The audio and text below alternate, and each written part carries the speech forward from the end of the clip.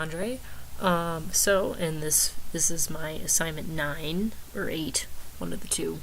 Well, it's the last assignment before the final assignment.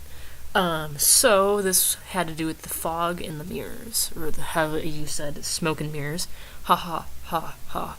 So for the fog, I started working in the texture light shader, and in that shader, all the way at the bottom, we had put the fog demo. So put that in there, but I changed, instead of having the main texture here when it was returning, I put it up here. So then it was rendering it before, so it wouldn't look like the texture was like rendering on top of the fog. So I had that, and then I took these variables, and I made its own C buffer. So it was right here. So I had start, range, color, pretty simple. Then in my shader texture light CPP, I made a send fog parameters, which took in those, and I basically set them, and I did the get context, and I updated them, and then in the DirectX app, I went into where was it? I had it. Oh, there we go.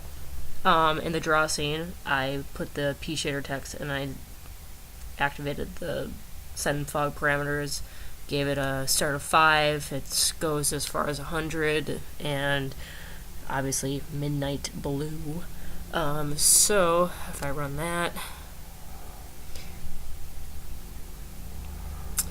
it is obviously a cottage, and when I zoom out more, it's foggy, and I zoom in and you can see it. So yeah, that works, and it's got the texture on it. So working with texture and light.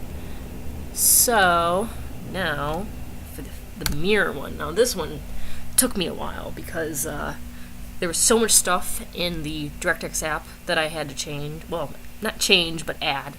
But then also I took everything from the fog demo minus the fog, and I had to put it in the mirror because we had to utilize, doing a mirror with light and a texture. So that literally took me forever to transfer over files and make sure everything was correct. So in this, obviously this is the mirror stuff, and it doesn't begin until here. So I have still two different shaders. So P shader color was still being used for like the plane and the actual mirror itself, because like we don't really need to put a texture or a light on like the actual mirror. That wouldn't make any sense.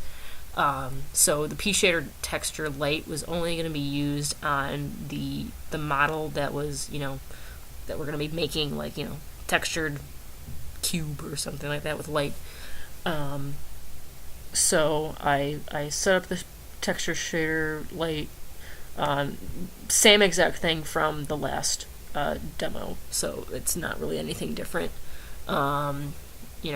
Did all the usual stuff, setting the world, and I made a graphics object which took in the model and the texture, or the pointer of the shader texture light.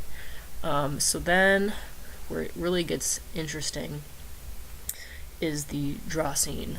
So first I had to make sure that I was still rendering everything that's in front of us, with the plane, and then also with the object. And I only did the one object. I didn't want to get too fancy. So I had to render anything, and I always had to make sure that every time I was using a new shader, I had to make sure that I was setting the context of it. So if I saw stuff that was being changed, like let's see, for example, this was P shader color, so I had to make sure that I was setting the context, and then down below, I was going to be using light, the shader texture light, so I had to set the context again. So it was like constantly flipping. I think that was what really got me, because I forgot I had to do that. But I got it working. So yeah, and then it does the mirror thing. I'll just play the video, or the demo. So there's my little cube, and it's a mirror. Let's see if I can zoom out a little bit and see. Look at that. Look at that. I'm using a touchpad on this. So yeah, so it renders that other object in the mirror. So yeah, there's my thing. And then I was looking at the further work. I couldn't tell if this was like we had to do this or like it's a suggestion. So if it's the final scene, I'm thinking that you were talking about the final project. Not sure, but yeah, there we go.